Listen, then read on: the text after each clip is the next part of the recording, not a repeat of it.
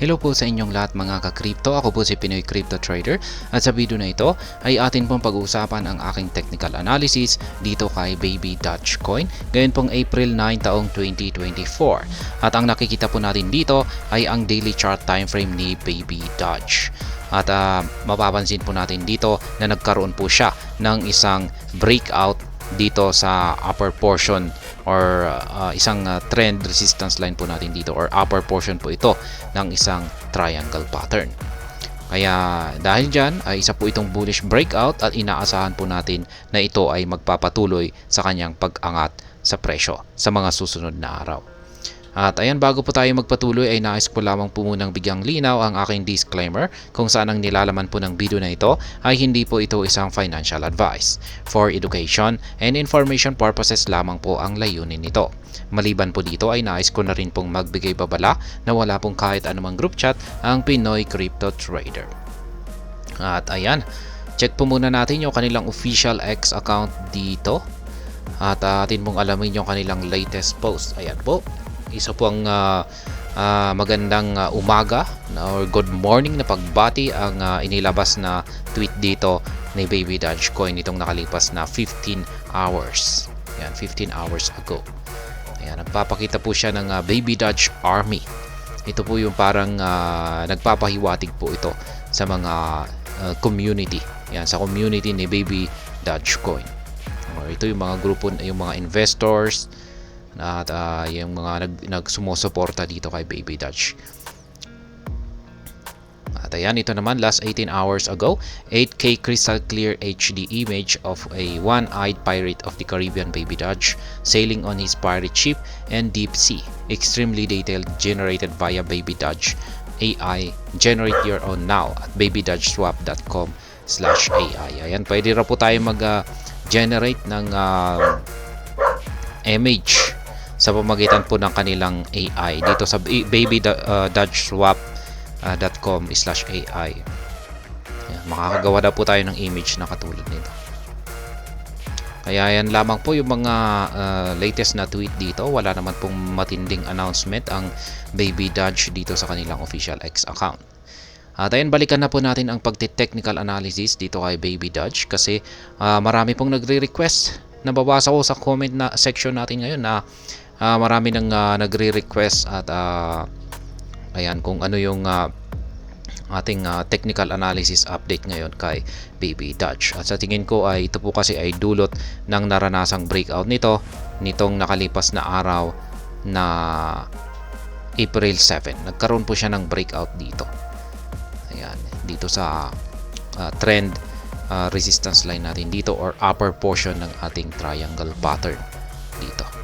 Kapag sa mga hirap pong makita yung triangle pattern dito ay ayan, papakita ko na lamang.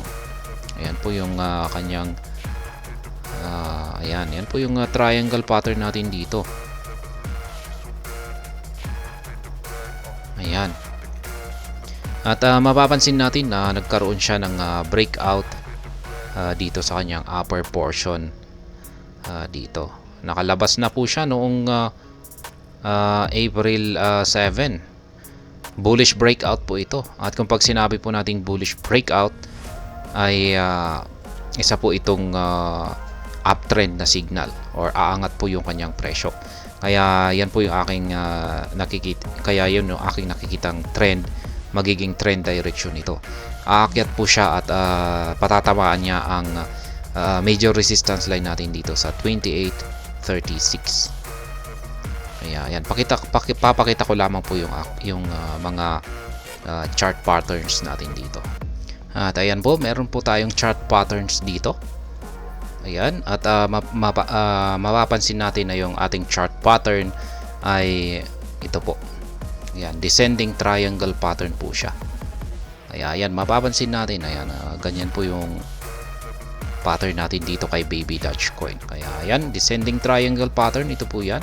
Kapag ascending naman po yan ay dito naman. Ayan, yung kabaliktaran niya. Ganyan naman kapag ascending. Ganito po kapag descending. Kaya descending triangle pattern po ito. Kaya yan, inaasahan po natin na Yan, base po rito ay dito po siya mas mataas po yung posibilidad na dito po siya sa ilalim magkakaroon ng breakout. Pero yan, pwede na rin po dito sa itaas. Kaya kung pag sa itaas ay bullish breakout po yan. Kung pag sa ilalim ay bearish breakout. Pero yan nga, mapapansin natin dito na dito po siya nagkaroon ng breakout. Yun nga lang, at yung ating mga indicators dito ay hindi po magkatugma. Yung ating Hall Street indicator ay nagpapakita po ng kulay red na signal, kaya bearish signal po siya. Samantala, yung ating QQE mode indicator dito ay mga kulay blue na QQE bars ang nabubuo. Kaya ibig pong sabihin ay nagkokontrahan po yung dalawang indicators natin, kaya posible po itong mauwi sa pagko-consolidate lamang. Yan, lagay po natin, posibleng mauwi po ito sa pagko-consolidate kasi hindi po magkatugma yung ating dalawang indicators dito. Kaya malamang ay magpapatuloy po ito sa pagko-consolidate at hindi po natin alam kung yan, parang ang mangyayari po rito ay failed breakout po ito. Ayan, kung hindi po siya, kung pag sa mga susunod na araw ay magpapatuloy po ito sa kanyang pagko-consolidate, ay masasabi po nating failed breakout po ito. Ayan, kasi wala pong gaanong sapat na momentum. Buti sana kung pag magkatugma yung ating dalawang indicator dito na nagpapakita po ng bullish signal, ay ayan, mas mataas po ang posibilidad na ito talaga ay aakyat. Pero ayan, nagpapakita po kasi na nagkokontrahan sila, kaya sa kadalasan ay nauuwi po ito sa pagko-consolidate. Yan, kaya mukhang isang failed breakout yung nangyari rito. Pero hindi pa natin alam. Hintayin pa natin kasi medyo maaga pa naman. Kasi fresh pa naman yung breakout noong April 7 lang. April 7 lang naman po yung breakout. Kaya hintayin po natin ng mga ilang araw. Malamang ay kasi meron yung mga sitwasyon kung saan ay aabot po ng ilang araw. Yan, malamang ay magkakaroon pa siya ng konting retracement dito. Pagkatapos niyan ay dito na siya mag-uumpisang umakyat. Ayan. Kaya hintayin pa natin, masyadong maaga pa para masabi natin na ito ay isang failed breakout. Ngayon ay syempre, hindi po siya umabot dito sa ilalim. Hindi pa rin po siya umaabot dito sa major support line na natin na 1911. Kaya naka-open pa rin po yung aking buying position dito. Kaya inaasahan po natin na maski tusukin niya lamang ng karayom para makabili po tayo rito bago po siya umakyat dito sa major resistance line natin dito sa 2836 para at least meron po tayong mabenta rito. At yan ay kung wala talaga kayong hawak na Baby Dogecoin ngayon. Pero sa mga nakabili pa yan, sa mga nakabili pa noon, yan, yung mga nandito pa lamang siya ay marami na silang na-accumulate na Baby Dogecoin, ay ayan, pwede silang magbenta rito maski hindi sila nakabili ngayon dito. Ayan. Or dito na rin yung sunod natin na price target, ang 37.69, kung sakali namang nabasag niya ito kasi nalalapit na po ang Bitcoin halving event. Yan, kaya pag sa tingin ko ay kung pag nag-umpisa ng umangat itong si Baby Dogecoin ay sa tingin ko ay mababasag niya rin ito. Maski major resistance line po yan kasi isa pong major event ang Bitcoin halving event. Kaya mababasag niya lamang ito at sa tingin ko ay medyo dito na siya magkakaroon ng struggle sa 37.69. Or malamang ay hindi natin alam kung maging ito ay baka mababasag niya.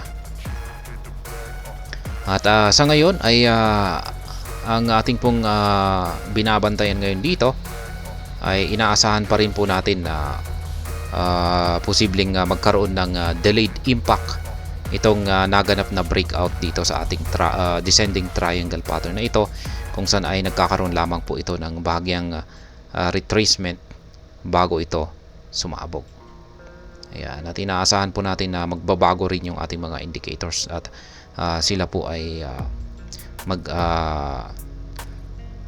sila ay magkatugma or magtutugma para dire-diretso na yung pag-angat nito. Pero sayang, mas maganda kung pag babagsak pa muna, kasi hindi pa nati-trigger yung ating buy pending order dito sa 1911. Kaya mas maganda na banggain niya sana muna ito para at least makabili po tayo sa mababang presyo na ito bago po siya umangat. Kaya mas maganda na yung mangyayari ay ganito. Yan, babagsak muna siya rito para makabili tayo dito sa 1911, tapos bago siya umakyat. Ganyan po sana yung pinaka the best na inaasahan natin na mangyayari dito kay Baby Dogecoin, para makabili po tayo rito bago siya umangat. Kaya ayan, yan po ang aking technical analysis update sa araw na ito dito kay Baby Dogecoin. Sana po ay inyong nagustuhan ang aking paliwanag sa video na ito. Kung inyo po itong nagustuhan, pag-click lamang po ang like button nito. Para naman po sa mga bago lamang dito, kayo po ay aking inaanyayahan para mag-subscribe. Pag-click na rin po ang bell icon nito dahil ito po ang siya magsisilbing notification nito sa mga bago kong videos na akin pong ina-upload sa aking YouTube channel na ito. Marami pong salamat sa panonood. Ingat po tayo lagi at God bless po sa ating lahat.